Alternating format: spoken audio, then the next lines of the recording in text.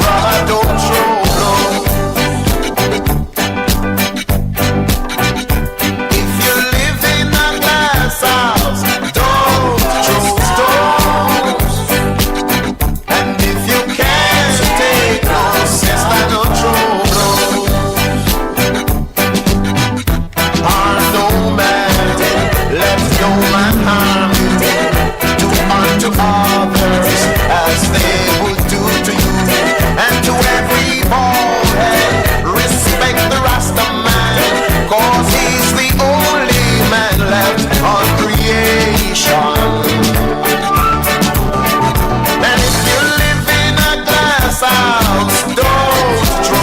When there is something you really want to do, you are sure to get it done. Indeed, you are likely to do it relatively quickly and effectively.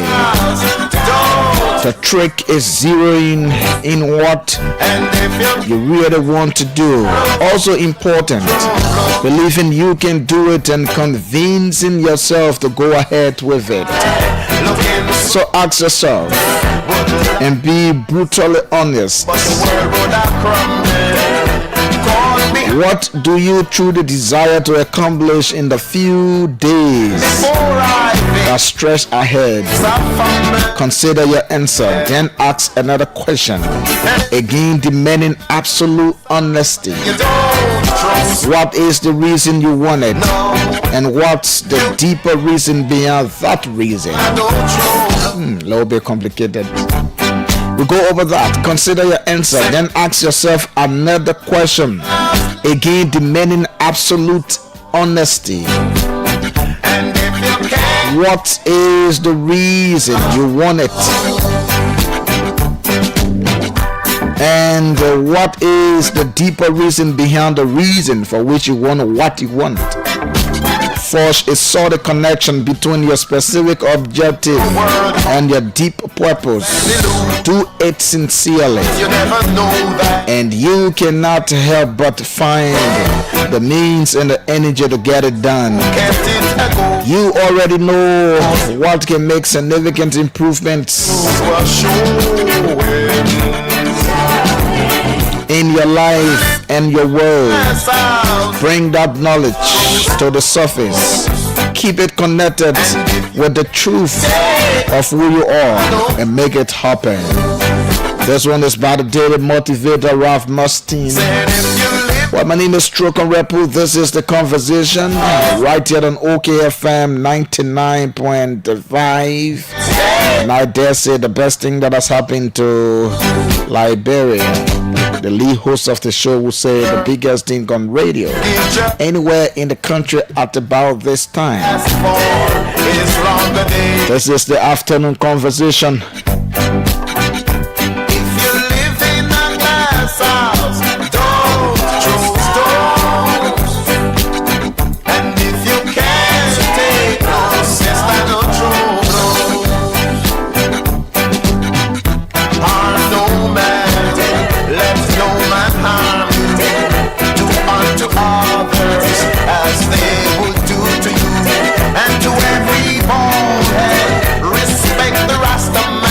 At 5 p.m. on today, former Assistant Minister at the Ministry of Youth and Sports, Malaya Zaire Sharif, will be my guest. Plenty of things to talk about. Malaya has gone into advocacy in the NGO sector. We'll speak to you on a series of issues. 4:30 or 4:15 or 4:30 thereabout. We will speak to the Executive Director of the Environmental Protection Agency. Most folks see I looking so humble, would like to try something, but the world would have crumbled. Caught behind I back. Dr. Emmanuel Ure Yakpawolo is leading a team of Liberians who are attending the Forest Governance Stakeholder Forum in London. Dr. Ure will speak with us on the importance of the Forest Governance Stakeholders Forum. What is it? What does it seek to achieve? How can country like Liberia fit in? What benefit do we stand to accrue from such a conference or such a forum? So Dr. Yuri Yakpawolo will be on the line with us. We endeavor to speak with the House of Representatives Chair and Executive to talk about Monday's State of the Nation address. Unfortunately, too many bases scheduled for that, so we could not get Mr. Sekou Kano. Howbeit, the House of Representatives has released something on their page, giving us detailed information on how those who are attending, what the protocol is going to be like. We will endeavor to read through that. If possible, we'll speak with House Press Director Robert Haynes if we get him. So we're going to do it better. We're going to be here until 6 o'clock. 6 o'clock will be the news. This is the conversation right here on OKFM 99.5. So 4:15 or 4:30 there about Dr. Yuri Yakbawola will join us. The EPA boss is attending the Forest Governance Stakeholder Forum in London. He's the executive director of the Liberia Environmental Protection Agency. What is the FGMC? What is it about? So he's been accompanied by Mr. Philip Parker, the board chair of the Forestry Development Authority. Mr. Philip Parker is the board chair of the Forestry Development Authority, and Mr. Harrison Conway is representing the private sector at that forum. And also you have Silai Siakor from the RDH. So that the UA is there, we will speak with him on the importance of the forum. But let's go across the African continent and hear what's making news specifically in other African countries. Yes, on the continent.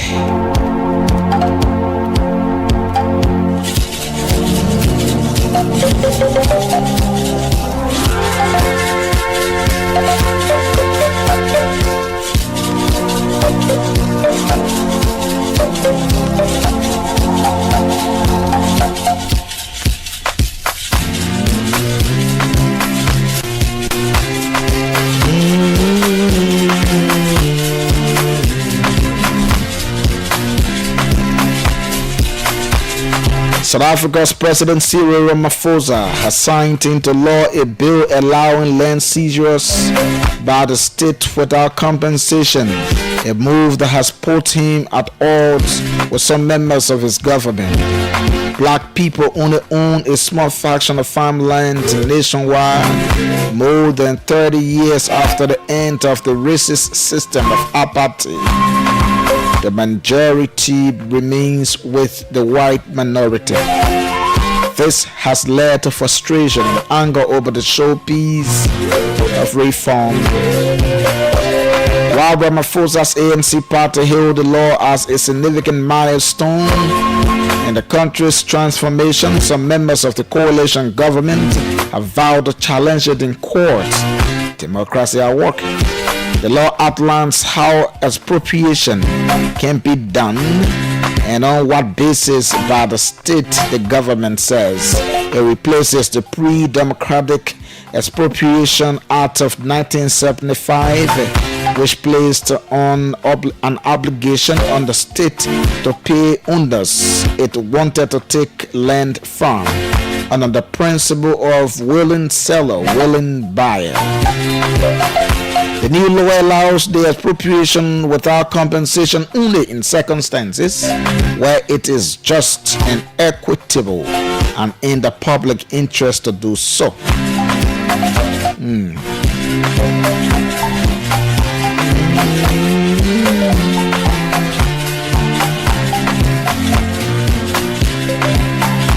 Let's move on. The Democratic Republic of Congo's president has cut short his trip to the World Economic Forum in Davos as a deadly conflict escalates back home. Fighting has intensified in DR Congo's eastern region since the start of the year, with the Rwanda-backed M23 rebels seizing control of more territory ever than before. More than 400,000 people have fled their homes since the start of this year as the M23 advances on the provincial capital of Goma, the United Nations says. President Felix Tshisekedi flew back from Switzerland for urgent security meetings with top officials.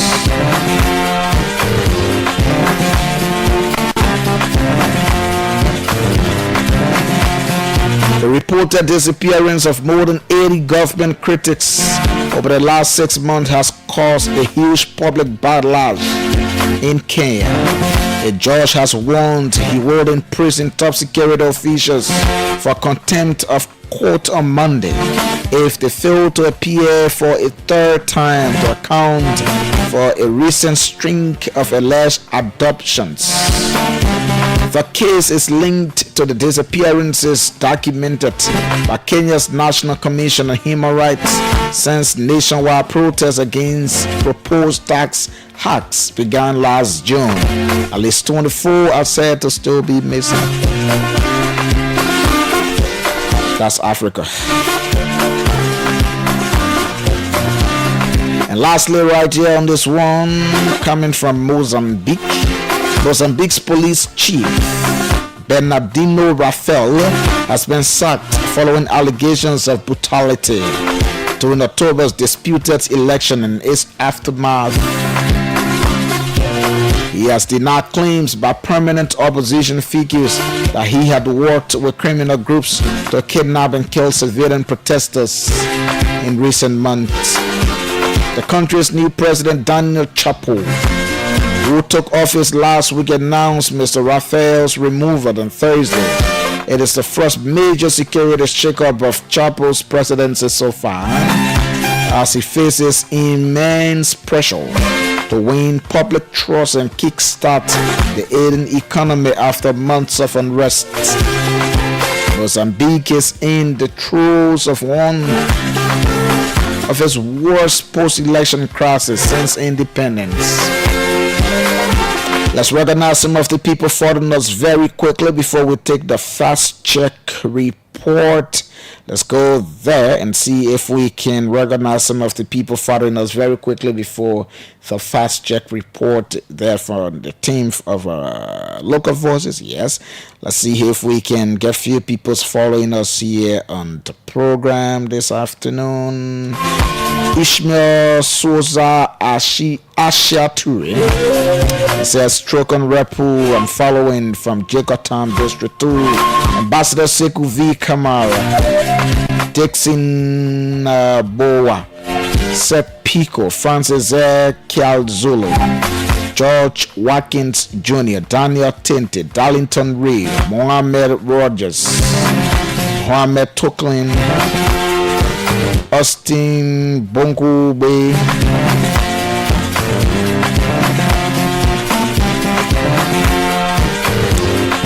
Eric S. Tucker. O.P. O'Neill Johnson says he joined us from Dole Community. Patrick T. Jr. Peter On. That's one day. Valentin Kapana. Jackson Tappe. And the list goes on. Let's take a break. We'll take the fast check report very, very quickly on the conversation. A lot of things to talk about. We will be right back. And welcome to the fast check segment. This segment debunks disinformation and provides the verified facts of statements made online and on the radio. A viral link that is being shared, particularly on Facebook, has been circulating with claims that a charity organization, Give Directly, is offering cash as part of a promotional giveaway. The link has been encouraging people to click and stand a chance to benefit from the giveaway. To authenticate the link, our fact checker tested it by clicking, and she was redirected to a WhatsApp business account registered in Kenya under the name Give Directly Foundation. The account requested her personal details, including a registration fee of 15,599 Liberian dollars. To test the link further, we input it to Scamdoc, a tool used to detect potential scams, and it revealed that the website domain was registered in California in 2009. We also reviewed the official Facebook page of Give Directly and found a post dated August 13, 2024, clarifying that the organization does not register people for their programs through social media posts, messages, or WhatsApp. Based on our research, we conclude that the viral post claiming Give Directly is offering a promotion are fake and misleading. The link is a scam designed to collect personal information and hack social media accounts. The public is strongly advised not to click, share, or engage with this link. On November 5, Charles Roberts, a port security personnel at the National Port Authority and supporter of the ruling Unity Party, claimed that the port of Harport in Maryland County did not record more than 3 vessels in 2023. Charles made the claim when he phoned in on the OK Money Watch to discourage the legislature from granting autonomy status to the various seaports in Liberia. The Liberian Senate in November passed into law a bill seeking to create the Liberia Seaport Regulatory Authority and Liberia Seaport Decentralization, thereby granting ports across the country autonomy. To verify whether the port of Harport in Maryland County did not record over 3 vessels in 2023, we wrote the Senior Director of Communications at the Freeport of Monrovia through WhatsApp, asking for details about the number of vessels that docked at the Harport port in 2023. 2 months later, Jusu Kamara responded to our inquiry with a copy of the 2023 annual report of the National Port Authority. On page 13 of this report, it is revealed that the port of Harport in Maryland County recorded 56 vessels in 2023. Based on this fact, we conclude that the claim made by Unity Party's supporter Charles Roberts that the port of Harport did not record over 3 vessels in 2023 is misleading. The port recorded 56 vessels in that year. This is all we have time for on the Fact Check segment. This segment is part of an MOU between Local Voices Liberia, OKFM, Pram FM, and Cool FM to counter disinformation to help the public make informed decisions. This MOU is funded by the Liberian Media Empowerment Project, implemented by Internews with funding from the European Union. The funder or partner had no say in the editorial decision, leading to the production of this Fact Check segment. We will be back on Monday with more Fact Check reports to help you know the facts. If you want us to fact check claim for you, please send us a text to WhatsApp on 0777 556 296 and we will definitely check for you. Also follow us on Facebook at Local Voices Liberia, Twitter at LVL Fact Check, and go to our website www.localvoicesliberia.com. Thanks for listening. Goodbye. Thanks to Olivia and the team there at Local Voices Liberia for the exemplary job they continue to do with a fact check report on a daily basis. I mean, they're here 3 times every week, Monday, Wednesday, and Friday, to acquaint us with the information and bring us the proper information. So they checked my man Charles Robert. They said, I think Charles thought that lie. Yeah, but that's it. That's the essence of having the fast check report on radio. So on Monday, as mandated by the Constitution of Liberia, the President, His Excellency Joseph Yuma Boakai, will address the nation. That is called State of the Nation Address. So, or his annual message. The President will take the podium to speak to the Liberian people about achievement and challenges of his government during the year on review, and of course what his legislative plans are for the ensuing year. So unfortunately for us, the Capitol building was caught at fire. Normally the joint chambers is where the legislature will meet in joint assembly. The Liberian Senate and the House and members of the House of Representatives will meet once every year for that purpose. It is also constitutional.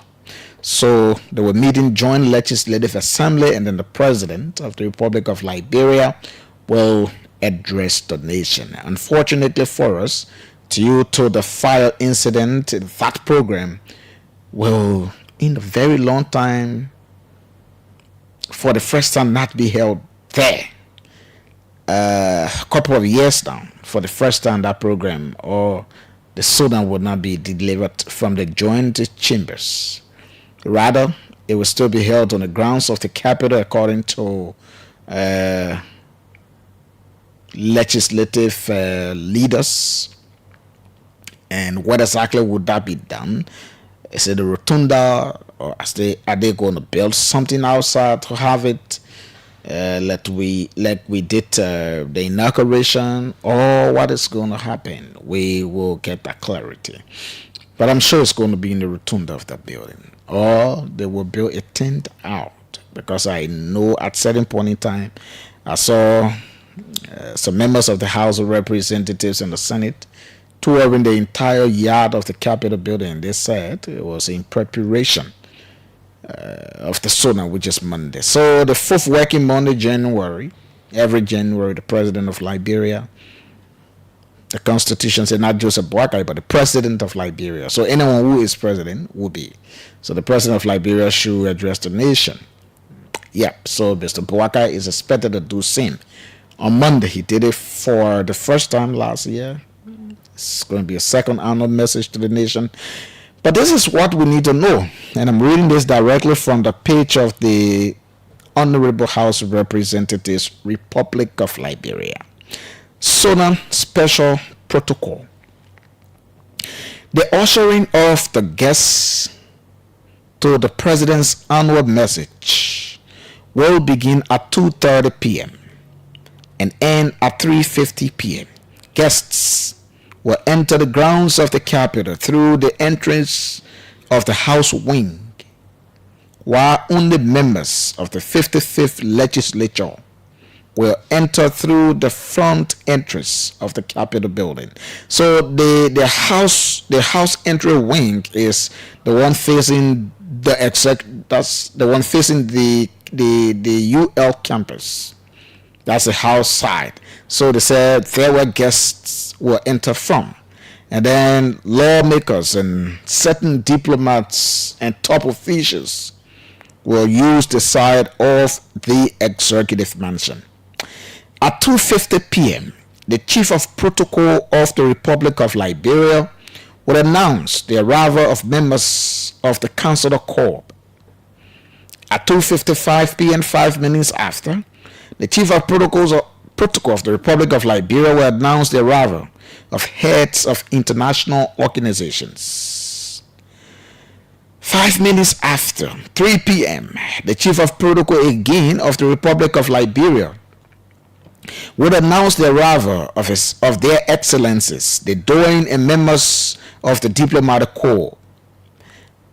At 3:05 p.m., the Chief of Protocol of the Republic of Liberia would announce the arrival of the Dean and members of the Cabinet. At 3:10 p.m., the Chief of Protocol of the Republic of Liberia will announce the arrival of former heads of state. How many of them we got? Ellen, Madam Sullivan, Mr. George Weah, that man in jail, so he's not yet. Former vice presidents, former speakers, former chief justices of the Supreme Court of Liberia, and former presidents pro tempore, all present, will rise. Again, 3:10 p.m., the Chief of Protocol of the Republic of Liberia will announce the arrival of former heads of states, former vice presidents, former speakers, former chief justices of the Supreme Court of Liberia, and former presidents pro tempore. All present will rise. I mean, everybody who are already seated before the arrival of these people will have to stand to honor them and welcome them. At 3:15 p.m., the Chief of Protocol of the Republic of Liberia will announce the arrival of our honor The Chief Justice and Associate Justices of the Supreme Court of Liberia, all present, will then rise. At 3:20 p.m., the Chief of Protocol of the Republic of Liberia will announce the arrival of the Speaker and members of the House of Representatives. All present will again rise. At 3:25 p.m., the Chief of Protocol of the Republic of Liberia will announce the arrival of the Vice President of the Republic of Liberia and President of the Senate and members of the Liberian Senate. All present will again rise. The Vice President of the Republic of Liberia will take the chair on the left of the Speaker, and members of the Senate will take their seats reserved for them. Both houses will then join to be resolved in a joint section. At 3:45 p.m., the Sergeant-at-Arms of the Honorable House of Representatives will announce the opening of the second joint section of the 55th Legislature. At 3:50 p.m., the Joint Executive Committee of both houses will meet the President of the Republic of Liberia at the entrance of the grounds of the Capitol building and escort him, along with the Sergeants-at-Arms of both houses, to the podium. Upon arrival, the Sergeant-at-Arms of the Republic of the House of Representatives will announce the arrival of the President of the Republic of Liberia. All present will rise. 4 p.m. The President of the Republic of Liberia, His Excellency Joseph Yuma Boaga Sr., will deliver the annual message to the second joint section of the 55th Legislature of the Republic of Liberia. After the annual message, the President of the Republic of Liberia will be escorted to the main entrance of the grounds of the Capitol, where he will take his leave. All present will also rise. So that's the protocol of the day. People will start entering by 2:30. And then by 3:50 p.m., nobody's going to enter again. So the President will enter, and then 4 p.m., 4 p.m. the annual message will be delivered. And I know it's constitutional, it's written plainly in our Constitution. The annual message, the State of the Nation address, whatever it is, how you call it, the President will be there to do that. But on the back of the delivering of the annual message of the President, the Rule of Law Committee, headed by Nimba County Representative Musa Belite, had quite clearly said that they will boycott the annual message. And the reason for which they are boycotting is because of the manner and form in which, quote unquote, Richard Nankwe Kun became the Speaker of the House of Representatives. So they will boycott. They would not sit on him in a joint legislative assembly. And I heard one of the Rule of Law Caucus members, Representative Marvin Josiah Cole, who was suspended. He would not be there because he's suspended. And even said in this interview this morning, if he wasn't suspended, he will not stay. He would not still have gone there because going there will legitimize Richard Kun as the Speaker. So he said he's not going there. So that is the point. That going to the Joint Legislative Assembly for the purpose of the annual message will give more legitimacy to Montserrat Representative Richard Nankwe Kun, elected by the majority bloc as the Speaker. And then I was asking myself that if all of you, over 28 members of you or 30 members of you, putting yourself under the canopy of the Rule of Law Caucus, will go to the Monrovia City Hall where the House of Representatives is squatting right now for their section and sit and allow the man who you said you cannot legitimize during the annual message or during the soda, allow that man to preside over the section, and you refer to him as presiding officer, Mr. Speaker, then why you cannot go to the soda? Or is there any other speaker recognition sitting on the gavel of him doing the soda? I'm still confused, or I'm still thinking and looking for the logic. Because if you do not want to recognize him, don't recognize him. If you do not want to sit on his gavel, yes, that's a constitutional right. You have the sole authority provided to associate or disassociate. Yes, you have that exclusive right provided on our Constitution, that God-given right. But sessions being conducted and you're sitting there, and Representative Kuhn is sitting in the presiding seat and he's presiding, and maybe apparently you do not have any quorum. But when it comes to the SONA in Joint Legislative Assembly, you are saying you will not go there. You will boycott it because going there will give him some legitimacy. So I'm still thinking, even by sitting on him to call him Mr. Presiding, Mr. Speaker, you've already legitimized his stance. But again, it is what it is, and we wait to see the outcome of what the action will be. So right after the SONA, will you guys still go back to the regular section to join with him and others to do the business of the Liberian people or not? Because by sitting on him every time on his gavel to lead the section, to guard the legislative proceedings, means you've legitimized him already. It means you've recognized him as the Speaker of the House of Representatives. I'm just saying. That's why I am looking at logically.